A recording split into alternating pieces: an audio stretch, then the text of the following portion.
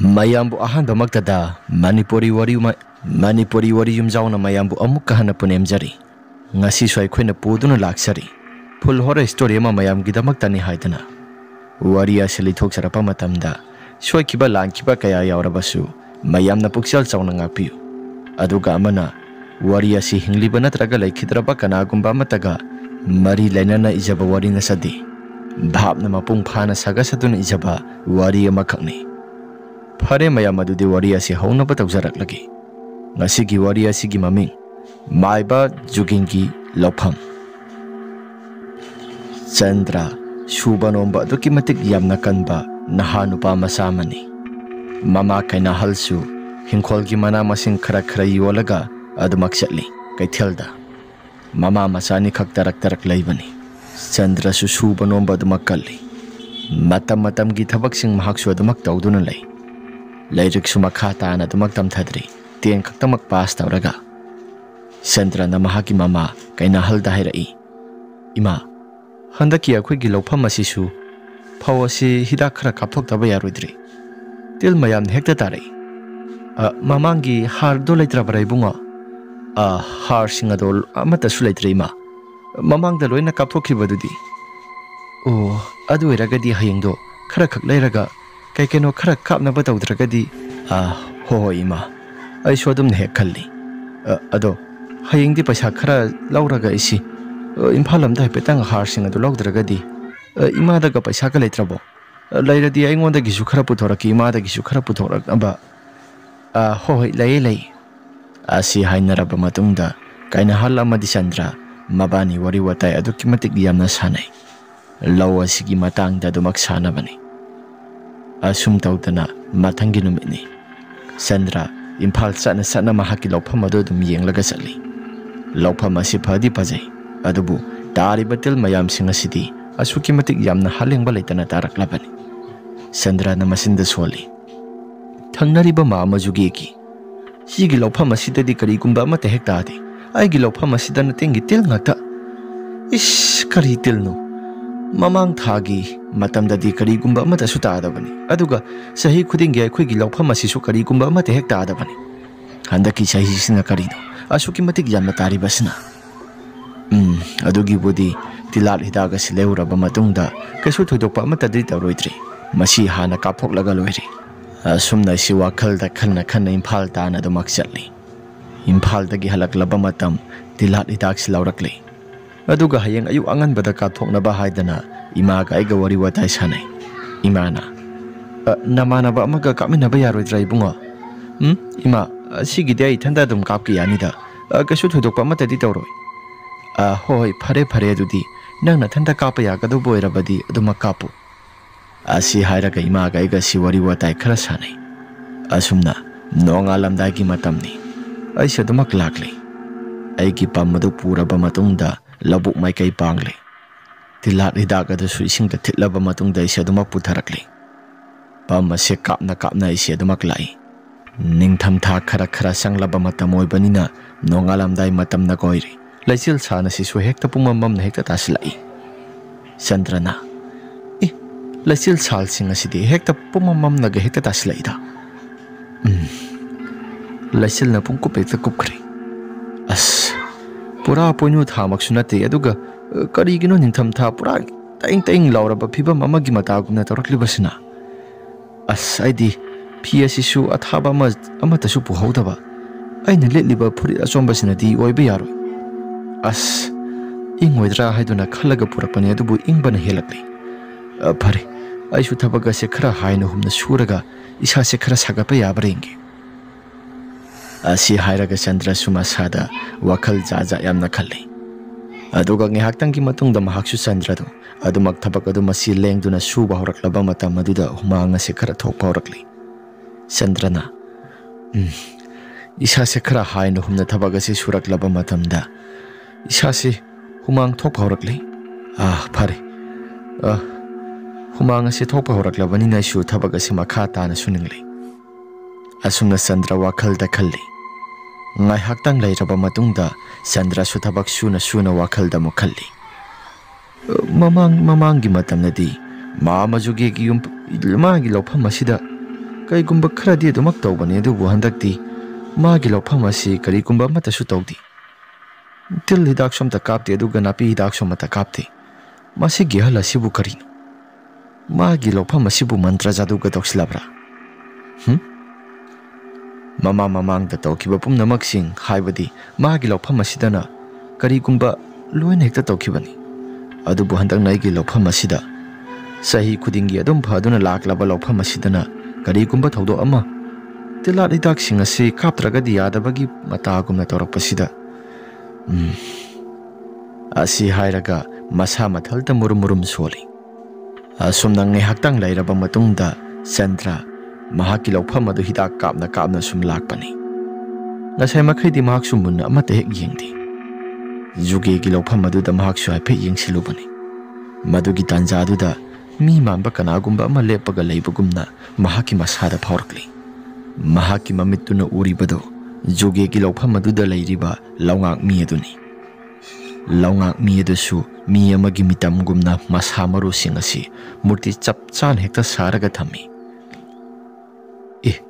ꯑꯩꯗꯤ ꯉꯁꯥꯏ ꯃꯈꯩ ꯈꯟꯕꯨ ꯈꯜꯂꯨꯗꯦ ꯖꯨꯒꯦꯒꯤ ꯂꯧꯐꯝ ꯑꯁꯤꯗꯤ ꯂꯧꯉꯥꯛ ꯃꯤ ꯑꯣꯏꯔ ꯃꯥꯜꯂꯦ ꯑꯩꯅ ꯉꯁꯥꯏꯗꯒꯤ ꯃꯤ ꯃꯥꯜꯂꯨꯔꯤꯕꯁꯤꯗꯤ ꯑꯁ ꯋꯥꯈꯜꯒ ꯑꯃꯠꯇ ꯍꯦꯛ ꯑꯣꯏꯗꯦꯗ ꯐꯔꯦ ꯑꯩꯁꯨ ꯃꯁꯤꯒꯤ ꯃꯇꯦꯛꯁꯤ ꯈꯛꯇꯪ ꯀꯥꯞꯄꯒ ꯑꯩꯁꯤ ꯑꯗꯨꯝ ꯇꯣꯛꯑꯒꯦ ꯑꯗꯨꯒ ꯉꯥꯏꯍꯥꯛꯇꯪ ꯅꯨꯡꯁꯥ ꯊꯣꯔꯛꯄ ꯐꯥꯎꯕꯗ ꯉꯥꯏꯔꯒ ꯑꯩꯁꯤ ꯖꯨꯒꯦꯒꯤ ꯂꯧꯐꯝ ꯑꯁꯤꯗꯁꯨ ꯍꯥꯏꯐꯦꯠ ꯌꯦꯡꯂꯒ ꯀꯩꯒꯨꯝꯕ ꯈꯔꯗꯤ ꯑꯗꯨꯝ ꯇꯧꯕ ꯌꯥꯏꯗ ꯐꯔꯦ ꯑꯩꯁꯨ ꯊꯕꯛ ꯑꯁꯤ ꯄ꯭ꯔꯞ ꯂꯣꯏꯁꯤꯜꯂꯒꯦ ꯑꯁꯤ ꯍꯥꯏꯔꯒ ꯆꯟꯗ꯭ꯔꯁꯨ ꯊꯕꯛ ꯑꯗꯨ ꯄ꯭ꯔꯞ ꯂꯣꯏꯁꯤꯟꯅꯕ ꯍꯣꯠꯅꯩ ꯑꯗꯨꯕꯨ ꯖꯨꯒꯦꯒꯤ ꯅꯥꯀꯜꯂꯣꯝꯗ ꯂꯩꯔꯤꯕ ꯃꯍꯥꯛꯀꯤ ꯂꯧꯐꯝ ꯑꯗꯨ ꯃꯗꯨꯗ ꯆꯟꯗ꯭ꯔꯁꯤ ꯈꯪꯌꯦꯡ ꯍꯦꯛꯇ ꯌꯦꯡꯅꯤꯡꯉꯛꯏ ꯆꯟꯗ꯭ꯔꯅ ꯃꯃꯥꯏ ꯂꯩꯊꯣꯛꯇꯨꯅ ꯌꯦꯡꯂꯨꯕ ꯃꯇꯝ ꯑꯗꯨꯗ ꯉꯁꯥꯏ ꯃꯈꯩꯗꯒꯤ ꯎꯗꯕ ꯌꯥꯝꯅ ꯉꯛꯄ ꯊꯧꯗꯣꯛ ꯑꯃ ꯃꯍꯥꯛꯅ ꯎꯕ ꯍꯧꯔꯛꯂꯤ ꯆꯟꯗ꯭ꯔꯒꯤ ꯃꯍꯥꯛꯀꯤ ꯃꯤꯠꯌꯦꯡ ꯑꯁꯤ ꯊꯪꯅꯕ ꯖꯨꯒꯦꯒꯤ ꯂꯧꯐꯝ ꯑꯁꯤꯗ ꯐꯠ ꯌꯦꯡꯁꯤꯜꯂꯨꯕꯗ ꯖꯨꯒꯦꯒꯤ ꯂꯧꯐꯝ ꯑꯁꯤ ꯀꯅꯥꯒꯨꯝꯕ ꯑꯃ ꯉꯁꯥꯏ ꯃꯈꯩ ꯎꯗꯕ ꯃꯌꯥꯝꯁꯤꯡ ꯑꯃ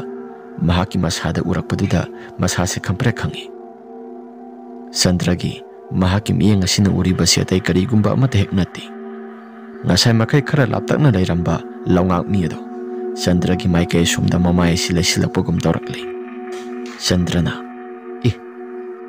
ꯖꯨꯒꯦꯒꯤ ꯂꯧꯐꯝ ꯖꯒꯥ ꯑꯁꯤꯗ ꯂꯩꯔꯤꯕ ꯃꯤꯇꯝ ꯑꯁꯤꯕꯨ ꯑꯩꯕꯨ ꯉꯁꯥꯏ ꯃꯈꯩꯗꯤ ꯃꯃꯥꯏ ꯑꯁꯤ ꯂꯩꯊꯣꯛꯍꯧꯕ ꯇꯥꯏꯅꯦ ꯑꯗꯨꯒ ꯍꯧꯖꯤꯛꯅ ꯀꯔꯤ ꯑꯁꯤ ꯍꯥꯏꯔꯒ ꯆꯟꯗ꯭ꯔ ꯃꯍꯥꯛꯀꯤ ꯃꯁꯥꯗꯁꯨ ꯖꯥꯠꯀꯤ ꯋꯥꯈꯜ ꯌꯥꯝꯅ ꯈꯜꯂꯤ ꯑꯩꯕꯨ ꯃꯪꯂ ꯇꯥꯏꯕꯪꯂ ꯑꯁꯤꯕꯨ ꯉꯁꯥꯏ ꯃꯈꯩꯗꯤ ꯃꯃꯥꯏ ꯂꯩꯊꯣꯛꯇꯨꯅ ꯂꯩꯍꯧꯕꯅꯦ ꯑꯗꯨꯒ ꯍꯧꯖꯤꯛ ꯋꯥꯏꯗ ꯆꯟꯗ꯭ꯔ ꯑꯁꯨꯝꯅ ꯋꯥꯈꯜ ꯈꯟꯗꯨꯅ ꯂꯩꯔꯤꯉꯩ ꯃꯍꯥꯛꯀꯤ ꯊꯪꯅꯕꯗ ꯂꯩꯔꯤꯕ ꯖꯨꯒꯦꯒꯤ ꯂꯧꯐꯝ ꯑꯗꯨꯗ ꯀꯅꯥꯒꯨꯝꯕ ꯑꯃ ꯈꯧꯗꯦꯝꯂꯛꯄꯒꯤ ꯃꯈꯣꯜ ꯑꯃ ꯆꯟꯗ꯭ꯔꯅ ꯇꯥꯕ ꯍꯧꯔꯛꯂꯤ ꯆꯟꯗ꯭ꯔꯅ ꯂꯩꯆꯤꯜ ꯁꯥꯟ ꯑꯁꯤꯁꯨ ꯂꯣꯏꯅ ꯄꯨꯝꯊꯥ ꯊꯥꯏ ꯃꯤꯒ ꯂꯩꯕ ꯖꯥꯠꯂꯥ ꯑꯩꯕꯨ ꯑꯃꯨꯛꯇꯪ ꯀꯧꯁꯤꯔꯥ ꯊꯪꯅꯕ ꯂꯧꯐꯝ ꯑꯁꯤꯗ ꯃꯤ ꯂꯩꯕ꯭ꯔꯣ ꯊꯪꯅꯕ ꯂꯧꯐꯝ ꯑꯁꯤꯗ ꯃꯤꯒ ꯂꯩꯕ꯭ꯔꯣ ꯑꯁꯤ ꯍꯥꯏꯔꯒ ꯆꯟꯗ꯭ꯔꯅ ꯀꯧꯏ ꯑꯗꯨꯕꯨ ꯀꯅꯥꯒꯨꯝꯕ ꯑꯃꯠꯇ ꯍꯦꯛ ꯈꯨꯝꯂꯛꯇꯦ ꯆꯟꯗ꯭ꯔꯅ ꯀꯩꯅꯣꯗ ꯂꯧꯐꯝ ꯑꯁꯤꯗ ꯃꯤ ꯂꯩꯕ꯭ꯔꯥ ꯍꯥꯏꯗꯨꯅ ꯀꯧꯔꯦ ꯑꯗꯨꯒ ꯀꯅꯥꯒꯨꯝꯕ ꯑꯃꯠꯇꯁꯨ ꯈꯨꯝꯂꯛꯇꯦ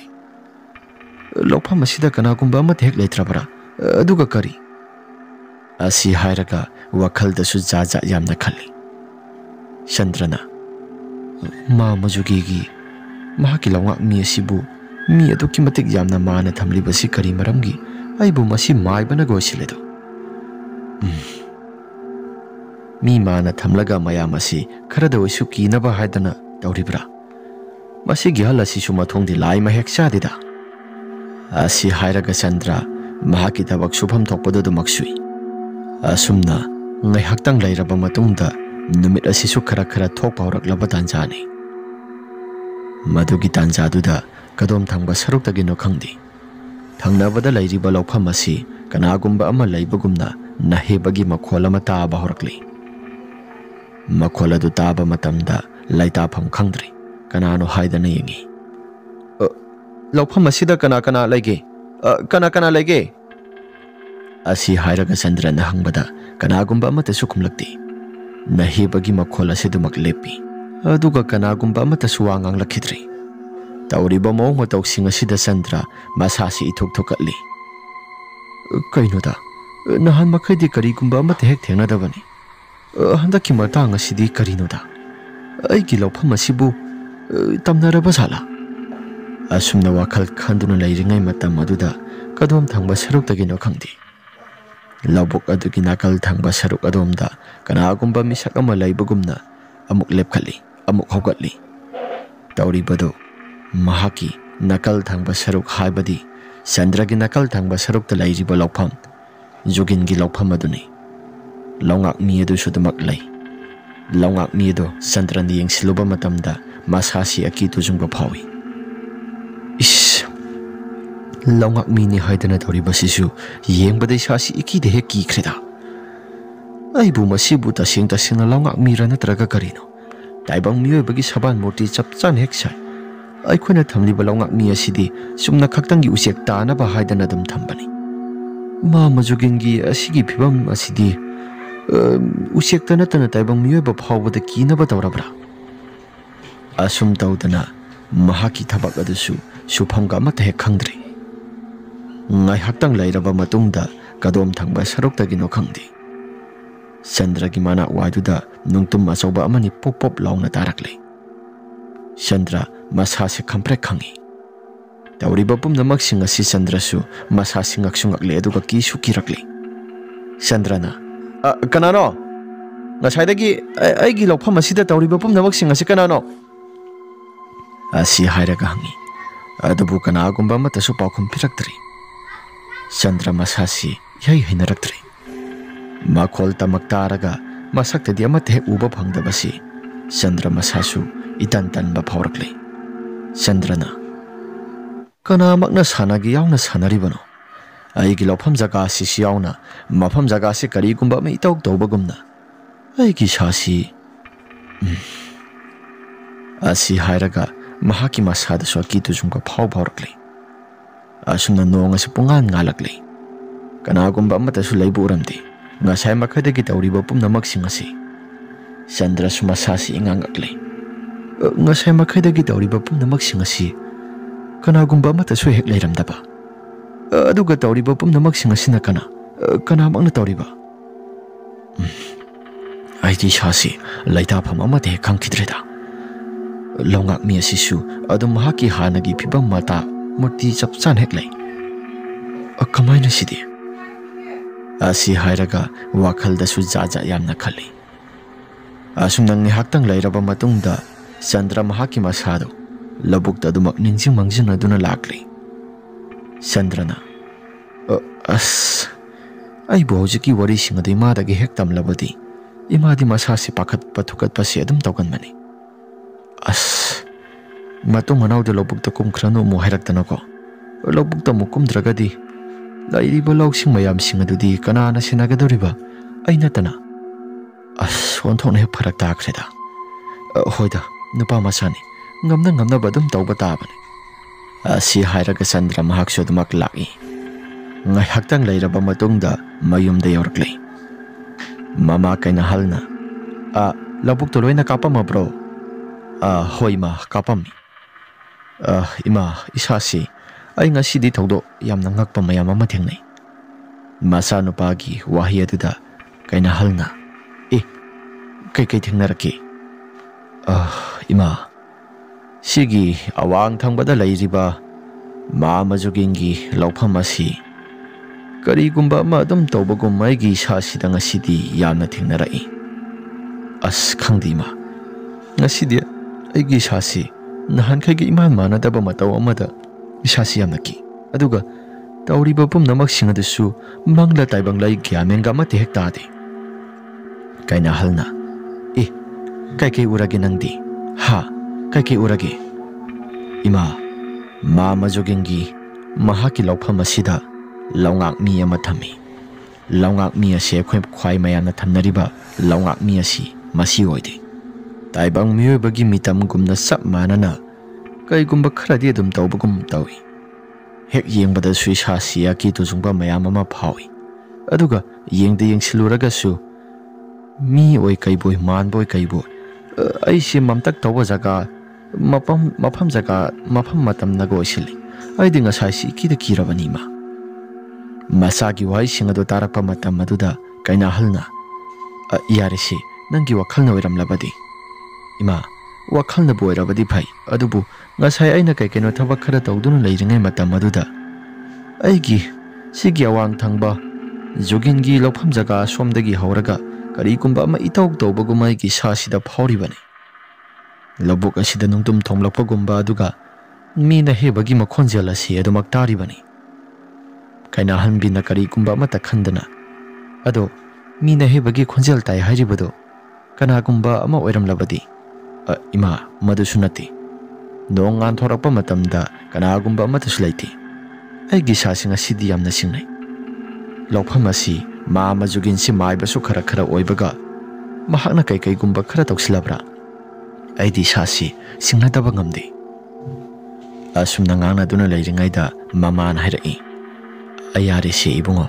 ꯆꯥꯛ ꯏꯁꯤꯡ ꯑꯗꯨ ꯆꯥꯅꯕ ꯇꯧꯔꯁꯤ ꯏꯃꯥ ꯆꯥꯛ ꯑꯗꯨ ꯂꯣꯏꯁꯤꯜꯂꯒꯗꯕꯅꯤ ꯍꯣꯏ ꯃꯥ ꯑꯩ ꯉꯁꯤꯗꯤ ꯏꯁꯥꯁꯤ ꯏꯁꯤꯡꯗ ꯁꯤꯡꯅꯩ ꯑꯗꯨꯕꯨ ꯆꯥꯛ ꯑꯗꯨ ꯒ꯭ꯌꯥꯟ ꯇꯥꯅ ꯆꯥꯔꯒ ꯏꯃꯥ ꯏꯆꯥ ꯋꯥꯔꯤ ꯈꯔ ꯁꯥꯟꯅꯁꯤ ꯑꯁꯨꯝꯅ ꯍꯦꯛ ꯂꯩꯔꯤꯉꯩ ꯃꯇꯝ ꯑꯗꯨꯗ ꯃꯅꯤꯁꯨ ꯄ꯭ꯔꯞ ꯄ꯭ꯔꯞ ꯂꯥꯛꯂꯦ ꯃꯅꯤꯅ ꯆꯟꯗ꯭ꯔ ꯍꯥꯏꯗꯨꯅ ꯀꯧꯔꯛꯏ ꯆꯟꯗ꯭ꯔꯁꯨ ꯃꯁꯥꯁꯤ ꯋꯥꯔꯤ ꯏꯃꯨꯡꯗ ꯆꯪꯒꯦ ꯍꯥꯏꯗꯅ ꯇꯧꯕ ꯇꯥꯟꯖꯥꯅꯤ ꯃꯅꯤꯅ ꯆꯟꯗ꯭ꯔ ꯏꯇꯥꯎ ꯃꯅꯤ ꯅꯠꯇ꯭ꯔꯥ ꯃꯅꯤ ꯑꯩ ꯁꯤꯗ ꯂꯩꯌꯦ ꯃꯅꯤꯁꯨ ꯈꯔ ꯊꯨꯅ ꯆꯪꯂꯛꯏ ꯑꯗꯨꯒ ꯆꯟꯗ꯭ꯔꯅ ꯍꯥꯏꯔꯛꯏ ꯏꯇꯥꯎ ꯀꯔꯤ ꯂꯩꯔꯒꯦ ꯅꯪꯕꯣ ꯀꯩꯁꯨ ꯊꯣꯏꯗꯣꯛꯄ ꯂꯩꯇꯦꯗ ꯅꯪꯒꯤ ꯄꯥꯎ ꯑꯃ ꯄꯨꯔꯛꯄꯅꯤꯗ ꯃꯅꯤꯒꯤ ꯋꯥꯐꯝ ꯑꯗꯨꯗ ꯅꯣꯛꯐꯦꯠ ꯇꯧꯏ ꯆꯟꯗ꯭ꯔꯅ ꯏꯇꯥꯎ ꯀꯔꯤ ꯄꯥꯎꯅꯣ ꯏꯁ ꯇꯧꯔꯤꯁꯦ ꯅꯨꯄꯤꯒꯤ ꯄꯥꯎꯅꯦꯕꯨ ꯍꯥꯏꯔꯕꯗꯤ ꯏꯕꯣ ꯅꯅꯥꯗꯣ ꯍꯥꯟꯅ ꯁꯦꯡꯗꯣꯛꯂꯒ ꯉꯥꯏꯔꯒ ꯂꯩꯔꯝꯃꯤꯅꯦ ꯑꯗꯨꯕꯨ ꯑꯩꯅ ꯅꯍꯥꯟ ꯃꯈꯩ ꯋꯥꯔꯤꯕ ꯃꯌꯥꯝ ꯑꯁꯤ ꯅꯪꯒꯤꯗꯃꯛꯇꯅꯤ ꯍꯥꯏꯗꯅ ꯊꯋꯥꯏ ꯈꯨꯕꯥꯛꯇ ꯍꯥꯞꯄꯒ ꯀꯣꯏꯆꯦꯟ ꯆꯦꯜꯂꯤꯕ ꯃꯌꯥꯝ ꯑꯁꯤ ꯅꯣꯡꯃꯇꯗꯤ ꯏꯇꯥꯎ ꯅꯪ ꯁꯤꯁꯦ ꯃꯆꯥꯔꯣ ꯁꯤꯁꯦ ꯃꯆꯥꯁꯤ ꯊꯛꯁꯤ ꯍꯥꯏꯕ ꯀꯔꯤꯒꯨꯝꯕ ꯑꯃꯠꯇ ꯍꯦꯛ ꯍꯥꯏꯗꯦ ꯏꯇꯥꯎ ꯅꯣꯡꯃ ꯃꯇꯥꯡ ꯆꯥꯕ ꯑꯃꯗ ꯄꯨꯂꯞ ꯄꯨꯟꯅ ꯆꯥꯃꯤꯟꯅꯁꯤ ꯑꯩ ꯍꯟꯗꯛꯁꯦ ꯄꯩꯁా ꯈꯔ ꯆꯤꯜꯂꯤ ꯍꯣꯏꯗ ꯈꯪꯉꯤ ꯑꯣꯖꯥ ꯆꯥꯒꯤ ꯀꯔꯤꯒꯨꯝꯕ ꯑꯃꯠꯇ ꯍꯥꯏꯖꯔꯣꯏ ꯍꯣꯔꯦꯟꯗꯣ ꯅꯨꯃꯤꯗꯥꯡ ꯋꯥꯏꯔꯝ ꯈꯨꯜ ꯃꯆꯤꯜꯗ ꯎꯅꯁꯦꯅ ꯍꯥꯏꯔꯛꯄꯅꯤ ꯑꯁꯦꯡꯕꯔꯣ ꯑꯁꯦꯡꯕꯅꯤ ꯊꯥꯖꯅ ꯍꯥꯏꯔꯛꯄꯅꯤ ꯑꯣ ꯑꯩꯗꯤ ꯍꯣꯏꯗ ꯑꯗꯣ ꯅꯪꯅ ꯈꯔ ꯅꯛꯅꯕꯗꯣ ꯊꯣꯛꯂꯕꯅꯤꯅ ꯅꯪꯅ ꯈꯔ ꯋꯥꯕꯤꯕ ꯇꯥꯔꯦ ꯍꯣꯏ ꯅꯅꯥꯏ ꯑꯩ ꯋꯥꯖꯒꯦ ꯍꯧꯕꯗꯒꯤꯅ ꯂꯣꯏꯕ ꯐꯥꯎꯕ ꯑꯩ ꯋꯥꯖꯒꯦ ꯍꯣꯏ ꯏꯇꯥꯎ ꯑꯗꯣ ꯏꯇꯥꯎꯕꯨ ꯀꯗꯥꯏꯗ ꯆꯠꯀꯦ ꯍꯥꯏꯗꯅ ꯊꯣꯛꯂꯛꯄꯅꯣ ꯑꯩ ꯀꯔꯤꯒꯨꯝꯕ ꯑꯃꯠꯇ ꯆꯠꯂꯣꯏꯗ ꯑꯗꯨꯗꯤ ꯑꯗꯨ ꯑꯣꯏꯔꯒꯅ ꯆꯥꯛ ꯑꯁꯤ ꯆꯥꯔꯒ ꯍꯟꯈ꯭ꯔꯣ ꯏꯃꯥꯅꯁꯨ ꯆꯥꯛ ꯑꯁꯤ ꯂꯣꯏꯗꯣꯔꯕꯅꯤ ꯑꯁꯤ ꯍꯥꯏꯔꯒ ꯆꯥꯛ ꯑꯁꯤ ꯄꯨꯂꯞ ꯆꯥꯃꯤꯟꯅꯔꯁꯤ ꯍꯥꯏꯗꯅ ꯆꯟꯗ꯭ꯔ ꯑꯃꯗꯤ ꯃꯅꯤ ꯋꯥꯔꯤ ꯋꯥꯇꯥꯏ ꯈꯔ ꯁꯥꯟꯅꯩ ꯉꯥꯏꯍꯥꯛꯇꯪ ꯂꯩꯔꯕ ꯃꯇꯨꯡꯗ ꯆꯥꯛ ꯏꯁꯤꯡ ꯆꯥꯊꯣꯛꯂꯤ ꯃꯅꯤꯁꯨ ꯃꯌꯨꯝꯒꯨꯝꯕꯅꯤ ꯆꯟꯗ꯭ꯔꯒꯤ ꯃꯌꯨꯝ ꯑꯁꯤ ꯑꯗꯨꯒ ꯃꯅꯤꯒꯤ ꯃꯌꯨꯝ ꯑꯁꯤꯁꯨ ꯆꯟꯗ꯭ꯔꯒꯤ ꯃꯌꯨꯝꯒꯨꯝꯕꯅꯤ ꯑꯁꯨꯝꯅ ꯅꯨꯡꯊꯤꯜ ꯅꯨꯃꯤꯗꯥꯡ ꯋꯥꯏꯔꯝꯒꯤ ꯃꯇꯝ ꯌꯧꯔꯛꯂꯤ ꯆꯟꯗ꯭ꯔ ꯑꯃꯗꯤ ꯃꯅꯤ ꯏꯔꯨ ꯃꯥꯏꯊꯜꯂꯨꯖꯔꯕ ꯃꯇꯨꯡꯗ ꯈꯨꯜꯒꯤ ꯃꯆꯤꯜ ꯊꯪꯕ ꯁꯔꯨꯛꯇ ꯂꯥꯛꯅꯕ ꯍꯥꯏꯗꯅ ꯃꯔꯥꯡ ꯇꯧꯔꯛꯂꯤ ꯆꯟꯗ꯭ꯔꯅ ꯏꯇꯥꯎ ꯁꯤ ꯌꯥꯔꯗ꯭ꯔꯥ ꯌꯥꯔꯦ ꯂꯩꯀꯥꯏꯒꯤ ꯅꯨꯄꯤ ꯀꯣꯏꯕꯕꯨ ꯀꯌꯥꯝ ꯐꯖꯅ ꯍꯦꯛ ꯆꯠꯀꯗꯧꯔꯤꯕꯅꯣ ꯑꯇꯣꯞꯄ ꯈꯨꯜꯒꯤ ꯅꯨꯄꯤ ꯀꯣꯏꯕ ꯑꯣꯏꯔꯕꯗꯤ ꯑꯗꯨꯝ ꯌꯥꯒꯗꯕ ꯌꯥꯔꯦꯁꯤ ꯐꯕꯨ ꯐꯖꯃꯜꯂꯤ ꯑꯁꯤ ꯍꯥꯏꯔꯒ ꯑꯅꯤꯁꯤ ꯐꯥꯒꯤ ꯖꯨꯒꯥꯏ ꯇꯧꯅꯗꯨꯅ ꯅꯣꯛꯃꯤꯟꯅꯩ ꯉꯥꯏꯍꯥꯛꯇꯪ ꯂꯩꯔꯕ ꯃꯇꯨꯡꯗ ꯃꯕꯥꯅꯤꯁꯤ ꯊꯣꯔꯛꯂꯤ ꯊꯥꯖꯒ ꯎꯅꯔꯤ ꯊꯥꯖꯅ ꯍꯟꯗꯛꯀꯤ ꯂꯧꯐꯝꯗꯤ ꯀꯌꯥꯝ ꯐꯖꯅ ꯇꯧꯈꯤ ꯇꯤꯜꯒ ꯆꯦꯟꯗꯕ꯭ꯔꯣ ꯇꯤꯟ ꯆꯦꯟꯗꯕꯗꯤ ꯍꯥꯏꯔꯨꯅꯨ ꯉꯔꯥꯡꯗꯁꯨ ꯍꯤꯗꯥꯛ ꯀꯥꯞꯅꯔꯨꯔꯤꯕꯅꯤ ꯍꯟꯗꯛꯇꯤ ꯇꯤꯜ ꯌꯥꯝ ꯇꯥꯏꯗ ꯑꯗꯣ ꯇꯤꯜ ꯌꯥꯝ ꯇꯥꯔꯕꯗꯤ ꯍꯤꯗꯥꯛꯇꯣ ꯈꯔ ꯉꯜꯂꯤꯉꯩꯗ ꯀꯥꯞꯍꯧꯕꯅꯗꯤ ꯐꯕꯅꯤꯀꯣ ꯀꯥꯞꯈ꯭ꯔꯦ ꯑꯗꯣ ꯅꯣꯏꯒꯤꯗꯤ ꯍꯟꯗꯛꯇꯤ ꯀꯌꯥꯝ ꯂꯧꯗꯣ ꯐꯕ꯭ꯔꯣ ꯍꯟꯗꯛꯇꯤ ꯑꯩꯈꯣꯏ ꯂꯧꯐꯝꯗꯣ ꯑꯃꯠꯇ ꯀꯩꯁꯨ ꯊꯣꯏꯗꯣꯛꯄ ꯇꯧꯗ꯭ꯔꯤ ꯃꯃꯥꯡ ꯊꯛꯀꯤ ꯃꯇꯝꯗꯗꯤ ꯇꯤꯜ ꯌꯥꯝꯅ ꯆꯦꯜꯂꯤ ꯍꯥꯏꯗꯅ ꯑꯩꯈꯣꯏꯁꯤ ꯌꯥꯝꯅ ꯋꯥꯕꯅꯤ ꯑꯗꯣ ꯐꯔꯦꯁꯤ ꯑꯩꯁꯨ ꯍꯟꯅꯕ ꯇꯧꯔꯒꯦ ꯑꯁꯨꯝꯅ ꯋꯥꯔꯤ ꯋꯥꯇꯥꯏ ꯈꯔ ꯁꯥꯟꯅꯔꯕ ꯃꯇꯨꯡꯗ ꯊꯥꯖꯁꯨ ꯃꯌꯨꯝꯗ ꯍꯜꯂꯒꯤ ꯅꯨꯃꯤꯠ ꯇꯥꯁꯤꯜꯂꯛꯂꯦ ꯍꯥꯏꯗꯅ ꯍꯥꯏꯔꯛꯂꯤ ꯃꯗꯨꯗ ꯆꯟꯗ꯭ꯔꯅ ꯍꯣꯏ ꯑꯗꯣ ꯌꯨꯝꯗꯣ ꯒ꯭ꯌꯥꯟ ꯇꯥꯅ ꯑꯗꯨꯝ ꯍꯜꯂꯣꯀꯣ ꯑꯩꯁꯨ ꯑꯗꯨꯝ ꯆꯪꯂꯒꯦ ꯑꯁꯤ ꯍꯥꯏꯔꯒ ꯊꯥꯖꯁꯨ ꯍꯣꯏ ꯍꯥꯏꯗꯅ ꯑꯗꯨꯃꯛ ꯆꯠꯈ꯭ꯔꯤ ꯆꯟꯗ꯭ꯔꯁꯨ ꯍꯜꯂꯁꯤ ꯍꯥꯏꯗꯅ ꯃꯅꯤꯒ ꯄꯨꯂꯞ ꯄꯨꯟꯅ ꯍꯟꯃꯤꯟꯅꯔꯛꯂꯤ ꯃꯅꯤꯅ ꯍꯥꯏꯔꯛꯏ ꯏꯇꯥꯎ ꯀꯩꯀꯩ ꯋꯥꯔꯤ ꯁꯥꯔꯛꯀꯦ ꯀꯩꯀꯩ ꯋꯥꯔꯤꯕꯨ ꯁꯥꯗꯣꯏꯅꯣ ꯄꯥꯈꯪ ꯂꯩꯁꯥꯕꯤ ꯋꯥꯔꯤ ꯁꯥꯕꯗꯕꯨ ꯍꯣꯏꯗ ꯀꯩꯁꯨ ꯀꯥꯏꯗꯦ ꯑꯗꯣ ꯑꯩ ꯊꯤꯜꯂꯣ ꯍꯥꯏꯕ꯭ꯔꯥ ꯅꯪ ꯑꯗꯨꯝ ꯍꯜꯂꯒꯦ ꯍꯥꯏꯕ꯭ꯔꯥ Itaw, kaisu thoidokpa amatadi tawraroida. Kanabu kigadoribano. Yare yare. Asi hairaga manido adumak sanghaure. Aduga ngihaktang lairaba matungda Chandra sudumak lai. Chandra na lapa matamda pumam hekta mamle. Chandra na as suroga sisu kanagumba mat hek chanaramdida. Pare. Nahan makai ga iman manadi. Nintham thagi matam yorakpa sinara karino. Pare. Asi hairaga adumak lai. Ngaihaktan lairaba matungda makoigi lauphamga thangnaba. Jogin hoigi laupham asi masigi maya yoksilakli. Chandrana ngasaidani ko aina kai kaino khara ukibado mani ai bunga sai ukibado bu tasing uribra natraga karino. Asi hairaga Chandrasu masada jajat ki wakhal yamna khallabani. Asumna hek lakpa matam aduda kadom thangba saruktagino khangdi. Chandra ki log thangnabada lairiba lauphamthangnabada lairiba jogging ki laupham adu maduda kanagumba mioi ama matum tasilaga lobuk mayaiduda musin mun hekta lepagum tawribadu. Chandra surakli. Chandrana kadai waida sakraba longak miduna kadai waida aduga saisida matum taraga mathaksida masasi sayamada lengbagum tawribasna kari. Asi hairaga Chandra suma sasi ingangak na yengi.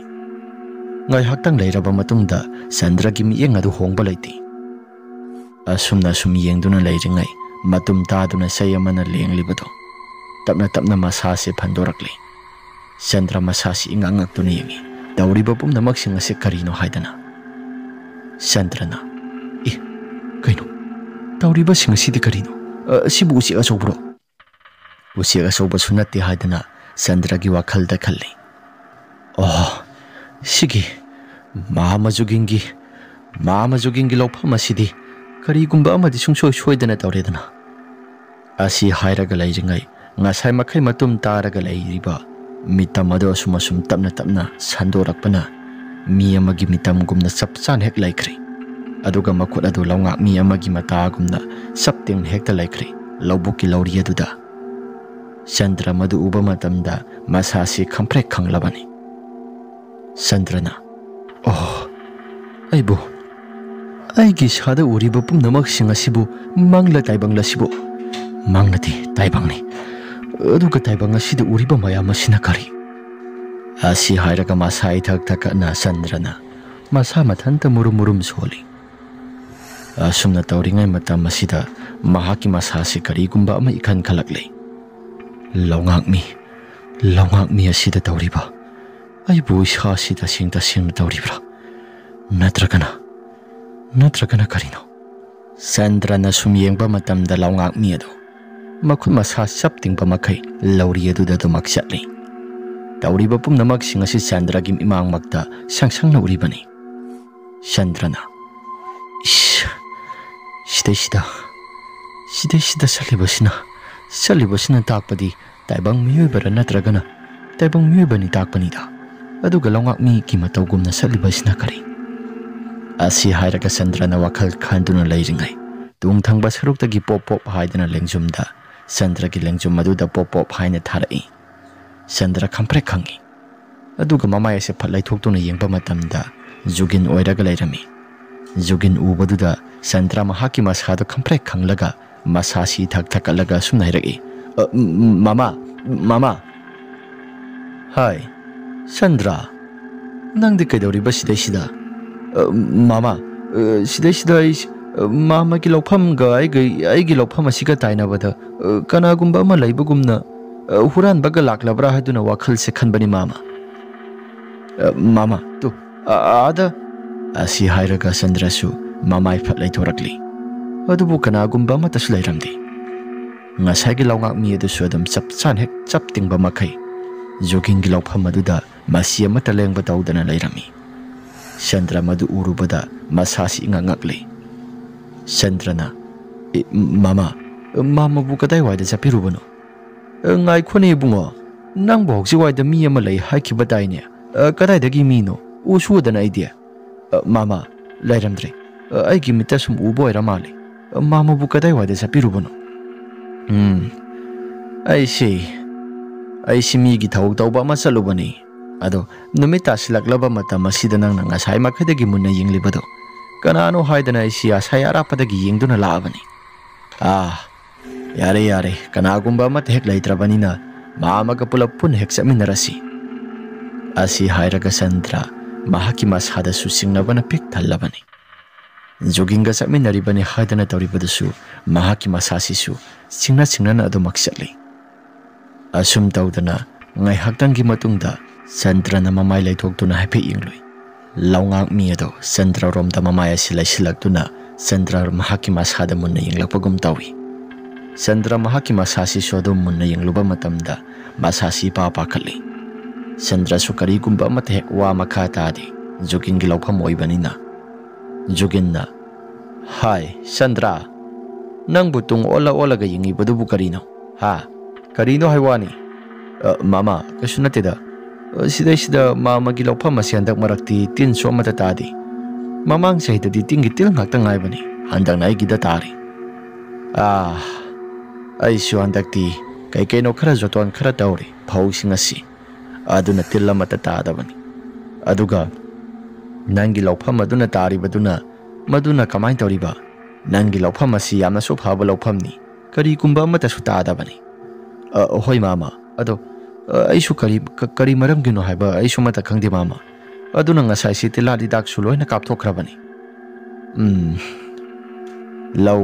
lau sena bahaiba sisu laufam ama hotna bahaiba sisu araiba matanate aikoina sanaba sengsak mayam ama puthokduna iramdam asi aikosu sengsak marang kaina phangnaba yamna kan hotnaribani maraksida tilkang mayam ama napi singbi mayam ama haujilaklibasi karigumba ama hek tawdragadi lau ubasi su marang kaina aikosu mai pakne hekta ukadabani ado yarese nangi yumpham asi su yori nangi konthong jaga asida changhoro mama su dumak sakragi asi hairaga jugin su dumak sakri Chandra su hoi mama hairaga dumak lehori jugin na sakhiba maike somda Chandra su aiphet masasi singnana jugin gi tunglomda amuk laithok tu ningri jugin di masase hanna phauba yengba tawda adumak sakrabani Chandra na maki masa punamak singasi karigumba mai taw tawbagum tawida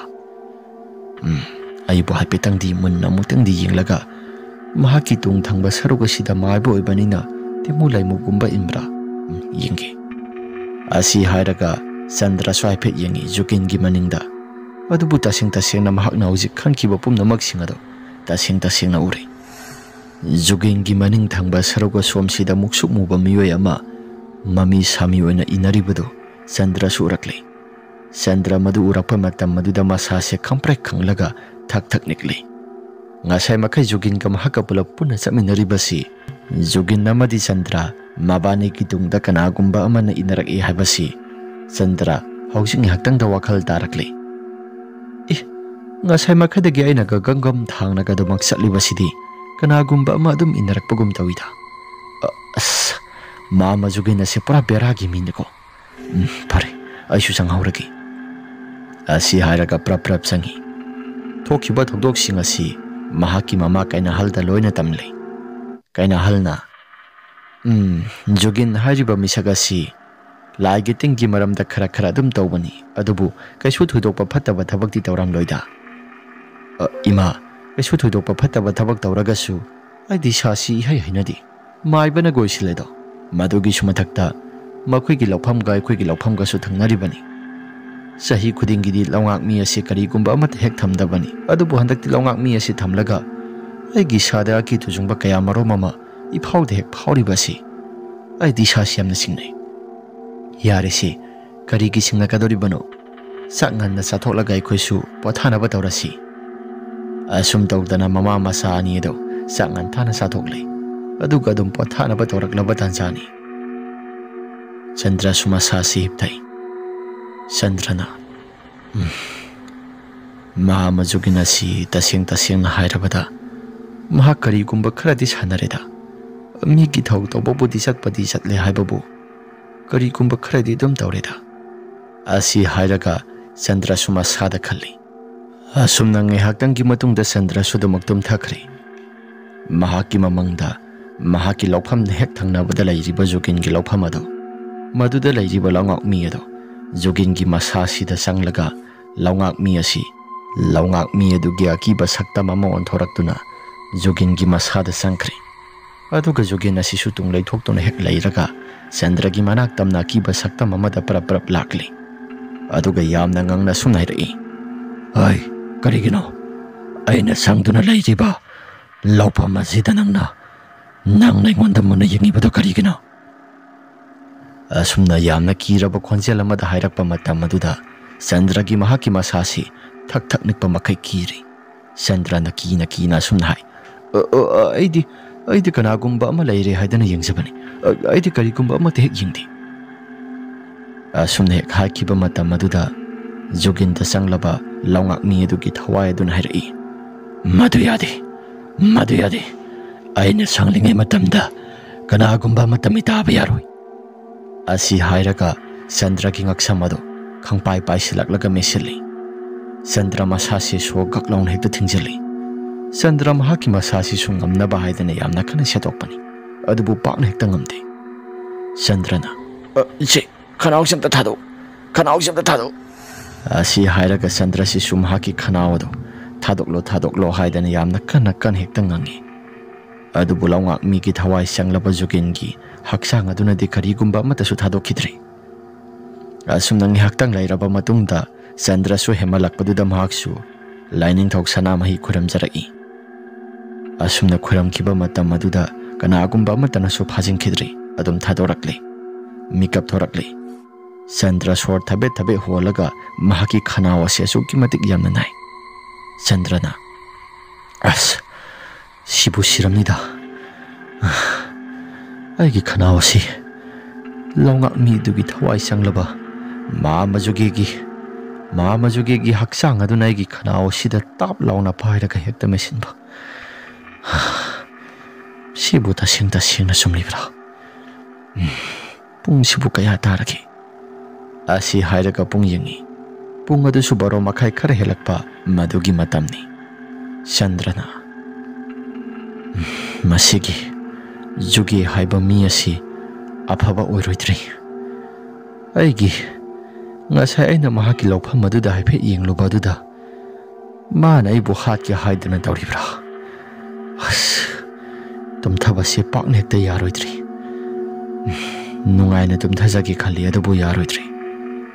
Asi hairaga mahaki masasi su tumthaba pakna yadre Sandra. Tumthabasi yadrabani naisu ngihaktang da oirabasu hiplaki. Asi hairaga Sandra su ngihaktang da oirabasu mahaksu hiptharami. Asomdana kamdauri Jogin sumaning thong tamna dumak lai. Aduga mahaki patraba thawai mayam sing saroi ngaroi mayam sing ado sakthak pidugi mahakna taurakli. Kabok haira khara puthorakli. Aduga singju su suraga puthorakli. Jogin na temu laimu phataba mayam sing aina thadokliba na khogi sakthak sing asi nungaina chacharur la. Aigi laupam asida masigi mamang laikai da laijiba Sandra hairiba ngang asina mitabra karigumba ma hek tauri.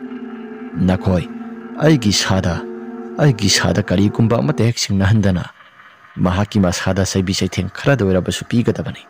Ngasidagi haure piribasi hayeng so dumak pigadabani. Asi hairaga Sandra gi thawai asi khara saroi ngaroi sing aduna senau haidana Jogin hairami. Asumna ngaihaktan lairaba matungda lai sanabadu su loisilli. Mathangi numiki nongalamdagi matamni Sandra saugalakli. Masa sengdoki haidana maning thong tamna lai. Adubu mahaki tungthangba saruk asida kanagumba ama inarakpagumna mahaki masada phaurakli. Sandra na mamai phatlai thoktuna yengli. Adubu kanagumba matasu lairamde. Sandra na kanagumba matasu lairamde. Aigi tung asida ima hokalaklabra. Asi hairaga muna yengi. Adubu kanagumba mata hek hokalakti. Sandra na Pare aisu kai keno thabak khara taunaba aisu taurage. Ngasidi khara nganthoga adumak satkeda. Nahal makhidi sase kaya thoina mata ki dabani. Adubu handak marak taurakliba mawng matawsing asiga hairagadi ꯑꯩꯒꯤ ꯏꯁꯥꯁꯤ ꯀꯤꯕꯅ ꯌꯥꯗ꯭ꯔꯦ꯫ ꯑꯁꯤ ꯍꯥꯏꯔꯒ ꯆꯟꯗ꯭ꯔ ꯋꯥꯈꯜꯗꯁꯨ ꯖꯥꯠ-ꯖꯥꯠꯀꯤ ꯋꯥꯈꯜ ꯌꯥꯝꯅ ꯈꯜꯂꯤ꯫ ꯑꯁꯨꯝ ꯇꯧꯗꯨꯅ ꯃꯍꯥꯛꯀꯤ ꯃꯁꯥꯁꯤ ꯀꯤꯊꯤ-ꯀꯤꯔꯨꯝ ꯏꯇꯧ ꯇꯧꯔꯒ ꯃꯅꯤꯡꯊꯣꯡꯂꯣꯝꯗ ꯂꯦꯇ꯭ꯔꯤꯟꯗ ꯃꯍꯥꯛꯁꯤ ꯃꯁꯥ ꯁꯦꯡꯗꯣꯛꯄ ꯆꯪꯂꯛꯏ꯫ ꯆꯟꯗ꯭ꯔꯅ ꯂꯦꯇ꯭ꯔꯤꯟꯗ ꯐꯝꯗꯨꯅ ꯂꯩꯔꯤꯉꯩ ꯃꯇꯝ ꯑꯁꯤꯗ ꯂꯦꯇ꯭ꯔꯤꯟꯒꯤ ꯃꯥꯏꯀꯩ ꯑꯁꯣꯝꯗ ꯀꯅꯥꯒꯨꯝꯕ ꯑꯃ ꯁꯣꯔꯠ ꯕ꯭ꯔꯦꯛ ꯂꯥꯎꯅ ꯍꯦꯛꯇ ꯂꯥꯛꯏ꯫ ꯆꯟꯗ꯭ꯔ ꯃꯍꯥꯛꯀꯤ ꯃꯁꯥꯁꯤ ꯀꯔꯤꯅꯣ ꯍꯥꯏꯗꯅ ꯋꯥꯈꯜꯗꯁꯨ ꯈꯜꯂꯤ꯫ ꯆꯟꯗ꯭ꯔꯅ ꯑꯩꯒꯤ ꯂꯦꯇ꯭ꯔꯤꯟ ꯁꯤꯒꯤ ꯅꯥꯀꯜ ꯊꯪꯕ ꯁꯔꯨꯛ ꯑꯁꯤꯗ ꯁꯣꯔꯠ ꯕ꯭ꯔꯦꯛ ꯂꯥꯎꯅ ꯍꯦꯛꯇ ꯂꯥꯛꯏꯕꯁꯤꯅ ꯀꯅꯥꯅꯣ? ꯑꯩꯕꯨ ꯑꯃꯨꯛꯇꯪꯗꯤ ꯊꯣꯛꯂꯒ ꯌꯦꯡꯁꯤꯔꯥ? ꯑꯁꯨꯝꯅ ꯋꯥꯈꯜ ꯈꯟꯗꯨꯅ ꯂꯩꯔꯤꯉꯩ ꯀꯅꯥꯒꯨꯝꯕ ꯃꯤꯁꯛ ꯑꯃꯅ ꯂꯦꯇ꯭ꯔꯤꯟꯒꯤ ꯃꯄꯥꯜ ꯊꯪꯕ ꯁꯔꯨꯛ ꯑꯗꯣꯝꯗ ꯗꯣꯡ ꯗꯣꯡ ꯂꯥꯎꯅ ꯍꯦꯛꯇ ꯊꯤꯟꯖꯤꯜꯂꯛꯏ꯫ ꯆꯟꯗ꯭ꯔ ꯃꯁꯥꯁꯦ ꯈꯪꯄ꯭ꯔꯦꯛ ꯈꯪꯂꯦ꯫ ꯆꯟꯗ꯭ꯔꯅ ꯍꯩꯁ ꯀꯩꯅꯣꯗ ꯂꯦꯇ꯭ꯔꯤꯟꯒꯤ ꯃꯃꯥꯡ ꯑꯁꯤꯗ ꯀꯅꯥꯅꯣ ꯆꯠꯂꯤꯕꯁꯤ? ꯏꯃꯥꯔꯣ? ꯑꯁꯨꯝꯅ ꯍꯦꯛ ꯀꯧꯏ, ꯑꯗꯨꯕꯨ ꯀꯅꯥꯒꯨꯝꯕ ꯑꯃꯠꯇ ꯍꯦꯛ ꯈꯨꯝꯂꯛꯇꯦ꯫ ꯆꯟꯗ꯭ꯔꯅ ꯑꯁꯨꯝꯅ ꯂꯩꯔꯤꯉꯩ ꯃꯇꯝ ꯑꯗꯨꯗ ꯂꯦꯇ꯭ꯔꯤꯟꯒꯤ ꯃꯃꯥꯡ ꯑꯗꯨꯗ ꯑꯁꯨꯝꯅ ꯉꯪꯕꯒꯤ ꯈꯣꯟꯖꯦꯜ ꯑꯃ ꯇꯥꯔꯛꯂꯤ꯫ ꯆꯟꯗ꯭ꯔ ꯃꯗꯨꯒꯤ ꯈꯣꯟꯖꯦꯜ ꯑꯗꯨ ꯇꯥꯕ ꯃꯇꯝꯗ ꯃꯁꯥꯁꯤ ꯏꯀꯤ ꯀꯤꯔꯦ ꯃꯍꯥꯛꯀꯤ ꯊꯃꯣꯏꯗ꯫ ꯆꯟꯗ꯭ꯔꯅ ꯑꯁ ꯑꯩꯅ ꯇꯧꯗꯣꯔꯤꯕ ꯊꯕꯛ ꯃꯌꯥꯝ ꯑꯁꯤꯒ ꯑꯗꯨꯒ ꯃꯄꯥꯜ ꯑꯁꯤꯗ ꯇꯧꯔꯤꯕ ꯊꯕꯛ ꯃꯌꯥꯝ ꯑꯁꯤꯒ ꯀꯔꯤꯅꯣ? ꯑꯁꯤ ꯍꯥꯏꯅ ꯆꯟꯗ꯭ꯔꯁꯨ ꯋꯥꯈꯜꯗ ꯃꯍꯥꯛꯁꯤ ꯆꯔꯥꯡꯅꯕ ꯐꯥꯎꯔꯛꯂꯤ꯫ ꯉꯥꯏꯍꯥꯛꯇꯪꯒꯤ ꯃꯇꯨꯡꯗ ꯇꯧꯔꯝꯂꯤꯕ ꯄꯨꯝꯅꯃꯛꯁꯤꯡ ꯑꯗꯨ ꯂꯣꯏꯅ ꯐꯔꯕ ꯃꯇꯨꯡꯗ ꯃꯄꯥꯜ ꯑꯁꯤꯗ ꯃꯃꯥ ꯀꯩꯅꯥꯍꯜꯒꯤ ꯈꯣꯟꯖꯦꯜꯗ ꯍꯥꯏ ꯂꯦꯇ꯭ꯔꯤꯟ ꯆꯪꯕꯕꯨ ꯑꯗꯨꯛ ꯌꯥꯝꯅ ꯀꯨꯏꯅ ꯆꯪꯕ꯭ꯔꯣ?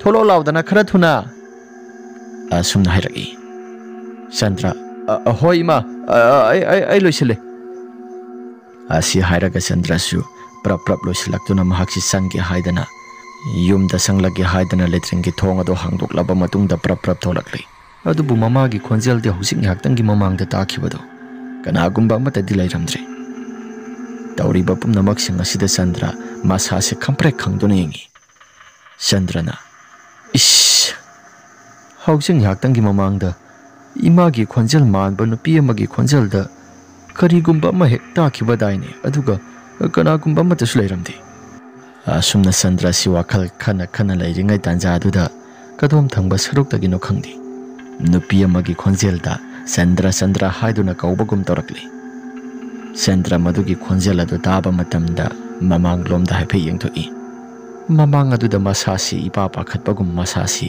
ꯃꯗꯨ ꯎꯔꯨꯕ ꯃꯇꯝꯗ ꯀꯩꯒꯨꯝꯕ ꯑꯃ ꯍꯦꯛ ꯇꯧꯈ꯭ꯔꯦ꯫ ꯆꯟꯗ꯭ꯔ ꯃꯃꯥꯡ ꯑꯗꯨꯗ ꯀꯅꯥꯒꯨꯝꯕ ꯑꯃ ꯃꯨꯁꯤꯟ ꯃꯨꯅ ꯍꯦꯛꯇ ꯂꯦꯞꯂꯒ ꯃꯁꯝ ꯃꯅꯥ ꯏꯐꯥ ꯐꯥꯔꯒ ꯂꯩꯔꯝꯕꯗꯨꯗ ꯆꯟꯗ꯭ꯔ ꯃꯍꯥꯛꯀꯤ ꯃꯁꯥꯁꯤ ꯂꯩꯇꯥꯐꯝꯒ ꯑꯃꯠꯇ ꯍꯦꯛ ꯈꯪꯗ꯭ꯔꯦ꯫ ꯆꯟꯗ꯭ꯔ ꯃꯁꯥꯁꯤ ꯈꯪꯀꯤ ꯀꯤꯔꯛꯂꯤ꯫ ꯆꯟꯗ꯭ꯔꯅ ꯏꯃꯥꯔꯥ? ꯑꯗꯨꯕꯨ ꯀꯔꯤꯒꯨꯝꯕ ꯑꯃꯠꯇ ꯍꯦꯛ ꯈꯨꯝꯂꯛꯇꯦ꯫ ꯆꯟꯗ꯭ꯔ ꯃꯁꯥꯁꯤ ꯂꯩꯇꯥꯐꯝ ꯈꯪꯉꯛꯇ꯭ꯔꯦ꯫ ꯆꯟꯗ꯭ꯔꯅ ꯀꯅꯥꯅꯣ? ꯑꯩꯒꯤ ꯇꯨꯡ ꯑꯁꯤꯗ ꯀꯣꯏꯏꯟ ꯏꯟꯅꯔꯤꯕ ꯅꯪ ꯀꯅꯥꯅꯣ? ꯆꯟꯗ꯭ꯔ ꯃꯗꯨꯈꯛ ꯍꯥꯏꯖꯩ, ꯀꯔꯤꯒꯨꯝꯕ ꯑꯃꯠꯇ ꯍꯦꯛ ꯈꯨꯝꯗꯦ꯫ ꯃꯃꯥꯡꯗ ꯂꯦꯞꯂꯤꯕ ꯅꯨꯄꯤꯒꯤ ꯃꯤꯇꯝ ꯑꯗꯨꯁꯨ꯫ ꯑꯁꯨꯝꯅ ꯍꯦꯛ ꯇꯧꯗꯨꯅ ꯂꯩꯔꯤꯉꯩ ꯃꯇꯝ ꯑꯗꯨꯗ ꯆꯟꯗ꯭ꯔꯅ ꯑꯁ ꯀꯩꯅꯣ ꯇꯧꯔꯤꯕꯁꯤꯗꯤ? ꯏꯃꯥ ꯑꯁꯤ ꯍꯥꯏꯔꯒ ꯀꯧꯏ꯫ ꯃꯃꯥ ꯀꯩꯅꯥꯍꯜꯁꯨ ꯇꯥꯔꯦ ꯍꯥꯏꯗꯅ ꯏꯃꯨꯡꯗꯒꯤ ꯈꯨꯝꯂꯛꯏ꯫ ꯑꯁꯨꯝꯅ ꯍꯦꯛ ꯈꯨꯝꯈꯤꯕ ꯃꯇꯝ ꯑꯗꯨꯗ ꯂꯦꯞꯇꯨꯅ ꯂꯩꯔꯝꯕ ꯃꯤꯇꯝ ꯑꯗꯨ ꯆꯟꯗ꯭ꯔꯒꯤ ꯃꯅꯥꯛꯇ ꯄ꯭ꯔꯞ ꯆꯪꯂꯛꯂꯒ ꯆꯟꯗ꯭ꯔꯒꯤ ꯃꯁꯥꯁꯤꯗ ꯃꯨꯟꯅ ꯌꯦꯡꯂꯒ ꯃꯃꯤꯠ ꯃꯅꯥꯗꯣ ꯁꯪꯇ꯭ꯔꯤꯛ ꯁꯪꯕ ꯃꯈꯩ ꯌꯦꯡꯉꯤ꯫ ꯆꯟꯗ꯭ꯔ ꯃꯗꯨꯒꯤ ꯃꯤꯇꯝ ꯑꯗꯨ ꯎꯕ ꯃꯇꯝꯗ ꯃꯁꯥꯁꯦ ꯈꯪꯄ꯭ꯔꯦꯛ ꯈꯪꯂꯒ ꯌꯥꯝꯅ ꯀꯟꯅ ꯍꯦꯛꯇ ꯂꯥꯎꯏ꯫ ꯑꯁꯨꯝ ꯍꯦꯛ ꯂꯥꯎꯕ ꯃꯇꯝ ꯑꯗꯨꯗ ꯆꯟꯗ꯭ꯔ ꯃꯍꯥꯛꯀꯤ ꯃꯁꯥꯁꯤ ꯂꯩꯃꯥꯏꯗ ꯑꯗꯨꯃꯛ ꯒ꯭ꯌꯥꯟ ꯃꯥꯡꯂꯒ ꯇꯥꯈ꯭ꯔꯦ꯫ ꯃꯃꯥꯗꯨꯁꯨ ꯃꯆꯥꯅꯨꯄꯥꯅ ꯂꯥꯎꯈꯤꯕꯗꯨ ꯀꯩꯗꯧꯕ ꯌꯥꯎꯔꯒꯦ ꯍꯥꯏꯗꯅ ꯄ꯭ꯔꯞ ꯊꯣꯛꯂꯛꯏ꯫ ꯃꯆꯥꯅꯨꯄꯥꯗꯨ ꯒ꯭ꯌꯥꯟ ꯃꯦꯟ ꯇꯥꯗꯅ ꯂꯩꯔꯝꯃꯤ꯫ ꯑꯁꯨꯝ ꯇꯧꯗꯨꯅ ꯏꯁꯤꯡ ꯈꯔ ꯊꯥꯔꯕ ꯃꯇꯨꯡꯗ ꯆꯟꯗ꯭ꯔꯁꯤ ꯒ꯭ꯌꯥꯟ ꯇꯥꯔꯦ꯫ ꯑꯗꯨꯕꯨ ꯒ꯭ꯌꯥꯟ ꯇꯥꯔꯦ ꯍꯥꯏꯕꯒꯤ ꯋꯥꯅꯤ ꯃꯍꯥꯛꯀꯤ ꯃꯃꯤꯠꯇ ꯑꯀꯤꯕ ꯃꯌꯥꯝ ꯑꯃ ꯎꯔꯤ꯫ ꯅꯨꯄꯤ ꯑꯃ ꯃꯃꯤꯠ ꯌꯥꯎꯗꯅ ꯊꯔꯥꯛ ꯌꯥꯟꯕ, ꯑꯗꯨꯒ ꯀꯅꯥꯒꯨꯝꯕ ꯑꯃꯅ ꯃꯈꯣꯡ ꯃꯈꯨꯠ ꯌꯥꯎꯗꯅ ꯑꯀꯤꯕ ꯐꯪꯂꯕ ꯁꯛꯇꯝꯗ ꯂꯩꯕ꯫ ꯃꯁꯤꯒꯤ ꯃꯌꯥꯝ ꯑꯁꯤꯒꯤ ꯃꯔꯛꯇ ꯃꯈꯣꯏꯒꯤ ꯂꯧ ꯊꯪꯅꯕꯗ ꯂꯩꯔꯤꯕ ꯂꯧꯉꯥꯛꯃꯤ ꯑꯗꯨꯁꯨ ꯑꯗꯨꯃꯛ ꯌꯥꯎꯔꯤꯕꯅꯤ꯫ ꯆꯟꯗ꯭ꯔ ꯃꯁꯥꯁꯤ ꯀꯤꯔꯦ ꯍꯥꯏꯗꯅ ꯏꯃꯨꯡꯗ ꯑꯗꯨꯃꯛ ꯆꯦꯟꯁꯤꯜꯂꯛꯏ꯫ ꯃꯍꯥꯛꯀꯤ ꯀꯥꯗ ꯑꯗꯨꯃꯛ ꯂꯩ꯫ ꯆꯟꯗ꯭ꯔꯒꯤ ꯇꯧꯔꯛꯂꯤꯕ ꯃꯑꯣꯡ ꯃꯇꯧꯁꯤꯡ ꯑꯁꯤꯗ ꯃꯃꯥꯁꯨ ꯚꯥꯞ ꯇꯥꯔꯦ꯫ ꯏꯕꯨꯡꯉꯣ, ꯅꯪ ꯁꯤꯗ ꯉꯥꯏꯍꯥꯛꯇ ꯂꯩꯔꯝꯃꯨ, ꯑꯩ ꯅꯪ ꯈꯨꯔꯥꯗꯣ ꯑꯃꯨꯛꯇꯪ ꯀꯧꯔꯨꯒꯦ꯫ ꯑꯁꯤ ꯍꯥꯏꯔꯒ ꯃꯍꯥꯛꯀꯤ ꯈꯨꯔꯥꯗꯣ ꯀꯧꯕ ꯆꯠꯈ꯭ꯔꯦ꯫ ꯀꯩꯅꯥꯍꯜ ꯑꯃꯗꯤ ꯆꯟꯗ꯭ꯔꯒꯤ ꯃꯈꯨꯔꯥꯗꯨꯒ ꯂꯥꯛꯂꯤ꯫ Chandragi makhura asisu laigi tinggi maramda kaino kharadi adu makhangani. Kadai isabu kai ngamdrage. Khuraton ai isa se pangki de kirakle. Karino ne nang na ki hairi dubu ha nupa masana ki bahuna bro. Se kadai nangi kuwak to piraklo. Asi hairaga Chandra do mahaksu yengali makhoigi khuratonda. Maduda itaima angang asidi labuk ta leiba lamlai amaga ongnakhri aduna mahaki masasida labuk adugi mapu aduna kaino khara toksinkhri masi budi phaganida adubu kaya ada mabuk phat khidraba masigi halno kuisu kuiraroi daba mahakna kaisu leitraba law asi angang asina mita khre haidana mahaksu mahaki masasi khambal chawba mipaiba masu yauri isa sina adumna mahaki law aduda mitaram gani habadi aidi thajati aitema ising aseng bakra pubiraklo angang asi auji kokthok samthokna ba kaino khara tawrasi asi hairaga Chandra do lai khuramle aduga tawri bapum namak sing asi jugin na tawbani habado loina khangli itaima kaisu thudokpadi tawraroida phare ngasi gi disa su kaisu thudokpa tawraroi khuraton ngasi khaktagira hai masigi angawbasidi ngasi khakta natene pharagadabani ne